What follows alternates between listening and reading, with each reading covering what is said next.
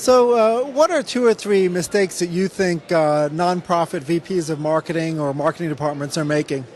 I think jumping in too fast without a plan is the biggest, I guess, mistake that I see over and over again. They hear a board member will say something to them, or another VP will say, well, we heard that Facebook's really doing great, and why aren't we on there, or why aren't we doing this, this, and this, and this?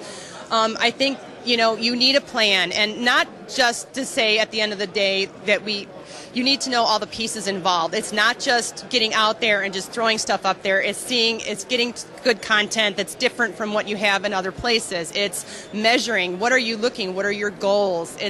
I think too often we see something or read something or hear that it's very popular, and then we immediately kick it back to someone and say, well, why aren't we doing it?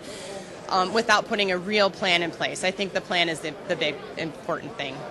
So how should a VP of marketing decide when there are lots of great things that you do hear, the amazing success stories, whether it's the Old Spice guy or whatever it is, and then of course there's a lot of pressure to try something like that.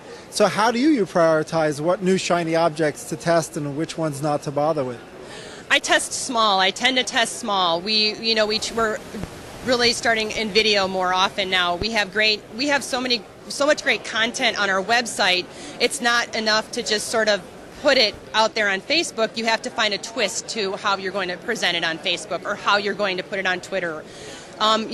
People on Facebook tend to share video and share our stories and share things. So we find a new way sometimes to present what we have already done or what's already been successful. And I think that people who we know our brand, hopefully the vice president of marketing knows our brand and understands, but it's also understanding the audience that you're trying to reach. And so you test small things, and when they do well, you go on a larger scale. If they don't do well, that's a lesson learned too. I think there's much can be learned from promotions and campaigns that fail as those that are very successful.